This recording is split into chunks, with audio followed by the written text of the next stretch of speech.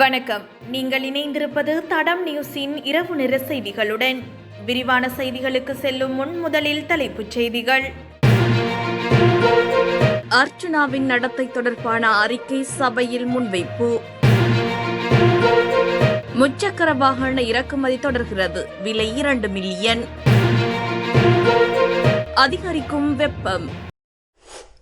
நாகப்பட்டினம் காங்கேசன்துறை கப்பல் சேவை மீண்டும் ஆரம்பம். தங்க விலையில் தொடரும் மாற்றம். இன்றைய விலை நிலவரம்.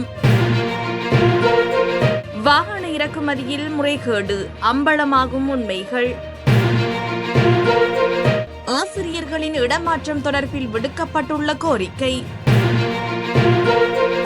யாழில் சுகாதார சீர்கேட்டுடன் இயங்கிய உணவகங்கள், நீதிமன்றம் பிறப்பித்த உத்தரவு. தொடர்பான விரிவான செய்திகள். யாழ்ப்பாணத்தில் சுகாதாரத்திற்கு கேடான முறையில் கொத்துரொட்டி தயாரித்த உரிமையாளர்களுக்கு 40,000 ரூபாய் தண்டம் விதிக்கப்பட்டுள்ளதுடன் மற்றும் ஒரு கடைக்கு சீல் வைக்கப்பட்டுள்ளது. வழக்கு விசாரணைகள் நேற்றைய தினம் வியாழக்கிழமை இடம்பெற்ற போது மல்லாகம் நீதவான் நீதிமன்றத்தால் இந்த தீர்ப்பு வழங்கப்பட்டுள்ளது. சம்பவம் தொடர்பில் மேலும் தெரிய வருகையில் ஆணைக்கோட்டை பகுதியில் அப்பகுதி பொது சுகாதார பரிசோதகரான மா ஜெயபிரதீப் மேற்கொண்ட சோதனை நடவடிக்கையின் போது சுகாதாரத்திற்கு கேடான முறையில் கொத்து தயாரித்த உணவக உரிமையாளருக்கும் மற்றொரு உணவகத்தில் மலசல கூடத்தினுள் மின் மோட்டரை இயக்கி நீர் வழங்கி வந்த நபருக்கு எதிராக மல்லாகம் நீதவான் நீதிமன்றில் வழக்கு தொடரப்பட்டுள்ளது. குறித்த வழக்கு விசாரணைகள் நேற்றைய தினம் வியாழக்கிழமை நடைபெற்ற போது உரிமையாளர்கள் இருவரும் தம்மீதான குற்றச்சாட்டை ஏற்றுக்கொண்டிருந்தனர். இதனை அடுத்து சுகாதாரத்திற்கு கேடான முறையில் கொத்து தயாரித்த உரிமையாளருக்கு 40,000 ரூபாய் தண்டம் விதிக்கப்பட்டது மற்றும் மலசல கூடத்தில் மின் மோட்டரை இயக்கிய உரிமையாளருக்கு 28,000 ரூபாய் தண்டம் விதித்துள்ளதுடன் கடையை சீல் வைத்து மூடுமாறு பொது சுகாதார பரிசோதகருக்கு நீதிபதி கட்டளையிட்டுள்ளார். இந்நிலையில் நீதிமன்ற கட்டளையின் பிரகாரம் குறித்த உணவகம் பொது சுகாதார பரிசோதகரால் சீல் வைக்கப்பட்டது. ஆசிரியர்களுக்கான வருடாந்த இடமாற்றத்தை இந்த மாத இறுதிக்குள் மேற்கொள்ளுமாறு இலங்கை ஆசிரியர் சங்கம் கோரிக்கை விடுத்துள்ளதாக தகவல் வெளியாகியுள்ளது. இலங்கை ஆசிரியர் சங்கத்தின் பிரதான செயலாளர் ஜோசப் ஸ்டாலின் இந்த கோரிக்கையை விடுத்துள்ளார். அத்துடன் தேசிய பாடசாலை ஆசிரியர்கள் உள்ளிட்ட 12,000 ஆசிரியர்கள் இடமாற்றத்தை எதிர்பார்த்துள்ளதாக அவர் மேலும் குறிப்பிட்டுள்ளார்.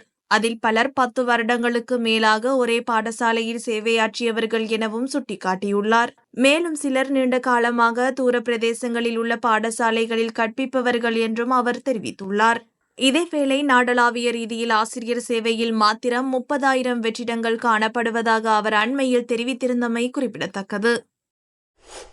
2022ஆம் ஆண்டில் தயாரிக்கப்பட்ட வாகனங்களை தவறான உற்பத்தி திகதிகளை பயன்படுத்தி நாட்டிற்கு இறக்குமதி செய்ய 3 ஜப்பானிய வாகன தரச் சான்றிதழ் வழங்கும் நிறுவனங்களுக்கு ஒரு குறிப்பிட்ட நிறுவனம் அழுத்தம் கொடுத்து வருவதாக தெரியவந்துள்ளது. வாகன இறக்குமதி தொடர்பாக அரசாங்கம் வெளியிட்டுள்ள விதிமுறைகளின் கீழ் 2023 ஜனவரி 15ஆம் திகதிக்கு பிறகு தயாரிக்கப்பட்ட வாகனங்களை மட்டுமே நாட்டிற்கு இறக்குமதி செய்ய முடியும். வாகனங்களை இறக்குமதி செய்வதற்கு அனுமதி வழங்கும் போது 3 ஆண்டுகளுக்குள் தயாரிக்கப்பட்ட வாகனங்களை இறக்குமதி செய்ய வேண்டும் என்ற விதிமுறைகளை அரசாங்கம் விதித்துள்ளது.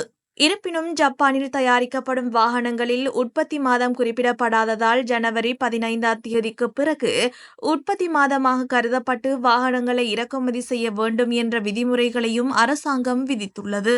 இத்தகைய சூழ்நிலையில் ஜப்பானில் உள்ள இலங்கை ஆட்டோமொபைல் சங்கம் ஒரு குறிப்பிட்ட நிறுவனம் 2022இல் தயாரிக்கப்பட்ட வாகனங்களை இறக்குமதி செய்ய தயாராகி வருவதாக அந்நாட்டின் இறக்குமதி மற்றும் ஏற்றுமதி கட்டுப்பாட்டு ஜெனரலுக்கு எழுத்துப்பூர்வமாக அறிவித்துள்ளது. இதன்படி இந்த வாரம் ஜப்பானில் இருந்து போலியான திகதிகளை பயன்படுத்தி சுமார் 150 வாகனங்கள் இலங்கைக்கு இறக்குமதி செய்ய திட்டமிடப்பட்டுள்ளதாகவும் தெரியவந்துள்ளது. ஜப்பானில் உள்ள இலங்கை ஆட்டோமொபைல் சங்கம் இறக்குமதி மற்றும் ஏற்றுமதி கட்டுப்பாட்டு ஜெனரலுக்கு அனுப்பிய கடிதத்தில் இந்த முறையில் செல்வாக்கு செலுத்துவது சட்டவிரோதமானது மற்றும் அரசாங்க விதிமுறைகளை மீறுவதாகும் என்று கூறியுள்ளது. அத்தோடு போலி ஆவணங்களை பயன்படுத்தி இறக்குமதி செய்யப்படும் வாகனங்கள் உள்ளூர் சந்தையில் நுழைய அனுமதிக்கப்படக்கூடாது என்றும் அவற்றை மீண்டும் ஏற்றுமதி செய்ய நடவடிக்கை எடுக்க வேண்டும் என்றும் வாகன இறக்குமதியாளர்கள் தெரிவித்துள்ளனர்.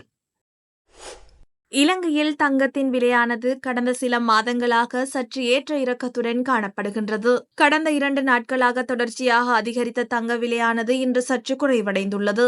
இன்றைய நிலவரத்தின்படி ஒரு அவுன்ஸ் தங்கத்தின் விலையானது 8,72,899 ரூபாவாக காணப்படுகின்றது. அத்தோடு 24 கரட் தங்கம் கிராம் 30,800 ரூபாவாக பதிவாகியுள்ள நிலையில் 24 கரட் தங்க பவுன் 2,46,350 ரூபாவாக பதிவாகியுள்ளது. 22 கேரட் தங்கம் கிராம் 28,240 ரூபாவாக பதிவாகியுள்ளதுடன் 22 கேரட் தங்க பவுன் 2,25,900 ரூபாவாக பதிவாகியுள்ளது. மேலும் 21 கேரட் தங்கம் 1 கிராமின் விலை 26,950 ரூபாவாக பதிவாகியுள்ள நிலையில் 21 கேரட் தங்க பவுன் இன்றைய தினம் 2,15,600 ரூபாவாக பதிவாகியுள்ளது. இதேவேளை கொழும்பு செட்டியார் தெரு தங்க நிலவரங்களின்படி 24 கேரட் தங்க பவுன் 2,33,500 ரூபாவாக பதிவாகியுள்ளது. அதேவேளை அங்கு 22 கேரட் தங்க பவுன் ஒன்று 2,16,000 ரூபாவாக பதிவாகியுள்ளமை குறிப்பிடத்தக்கது. தற்காலிகமாக நிறுத்தி வைக்கப்பட்டிருந்த நாகப்பட்டினம் காங்கேசன்துறை கப்பல் சேவை நாளை மீண்டும் ஆரம்பிக்கப்படவுள்ளதாக தகவல் வெளியாகியுள்ளது. அதன்படி நாளை காலை 7:30 அளவில் நாகப்பட்டினத்தில் இருந்து பயணத்தை ஆரம்பிக்கும் கப்பலானது காங்கேசன்துறையை வந்தடைந்த பின்னர் மீண்டும் பிற்பகல் 1:30 அளவில் காங்கேசன்துறையிலிருந்து பயணத்தை ஆரம்பித்து நாகப்பட்டினத்தை சென்றடையும் என தெரிவிக்கப்படுகின்றது. அத்துடன் இந்த கப்பல் சேவையானது செவ்வாய்க்கிழமை தவிர்த்து வாரத்திற்கு 6 நாட்கள் ஈடுபடும் என அந்த நிறுவனம் அறிவித்துள்ளது. சீரற்ற காலநிலை காரணமாக குறித்த கப்பல் போக்குவரத்து தற்காலிகமாக நிறுத்தப்பட்டிருந்தது. பின்னர் தொழில்நுட்ப அனுமதி கிடைப்பதில் ஏற்பட்டுள்ள தாமதம் காரணமாக தமது சேவையை தொடர்ந்தும் கப்பல் நிறுவனம் ஒத்திவைத்திருந்தமை குறிப்பிடத்தக்கது.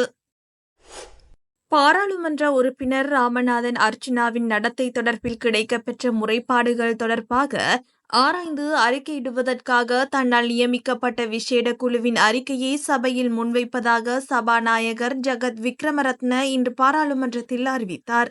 நாடாளுமன்ற உறுப்பினர் வைத்தியர் ராமநாதன் அர்ச்சுனனின் நடத்தை தொடர்பாக பெறப்பட்ட முறைப்பாடுகளை ஆராய்ந்து அறிக்கை அளிக்க தன்னால் நியமிக்கப்பட்ட சிறப்பு குழுவின் அறிக்கையை நாடாளுமன்றத்தில் தாக்கல் செய்வதாக சபாநாயகர் தெரிவித்தார்.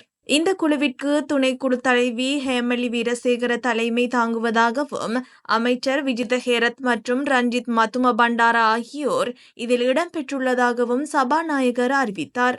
இந்த அறிக்கை நெறிமுறைகள் மற்றும் சிறப்புரிமைகள் குழுவிற்கு பரிந்துரைக்கப்படும் என்று சபாநாயகர் மேலும் அறிவித்தார். இதற்கிடையில் நாடாளுமன்ற உறுப்பினர்களின் பாதுகாப்பு தொடர்பான கோரிக்கைகள் குறித்து சபாநாயகர் ஒரு அறிவிப்பையும் வெளியிட்டார்.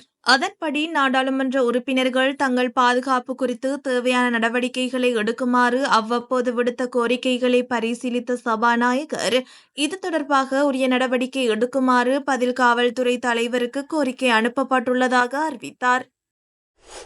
நாட்டில் விதிக்கப்பட்ட வாகன இறக்குமதி கட்டுப்பாடுகள் தளர்த்தப்பட்டதை அடுத்து முச்சக்கர வண்டிகளின் இறக்குமதி மீண்டும் தொடங்கப்பட்டுள்ளது.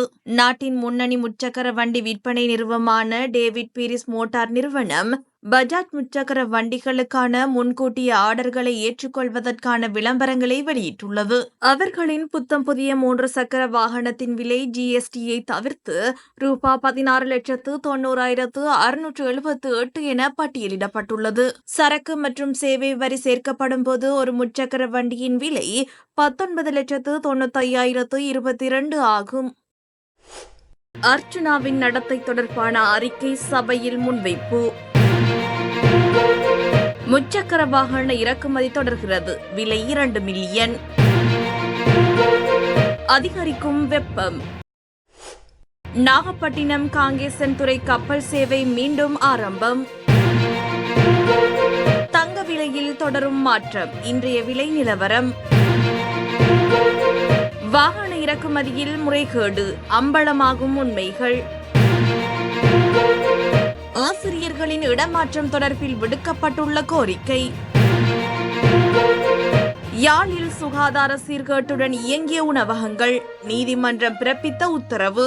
இதுபோன்ற செய்திகளை தெரிந்து கொள்ள தடம் நியூஸ் சேனலை சப்ஸ்கிரைப் செய்து அருகில் உள்ள பெல் பட்டனை கிளிக் செய்யுங்கள். மேலும் இதுபோன்ற செய்திகளை உடனுக்குடன் தெரிந்து கொள்ள தடம் fm.com என்ற இணையதளத்தின் வாயிலாகவும் எங்களுடன் இணைந்து கொள்ளுங்கள்.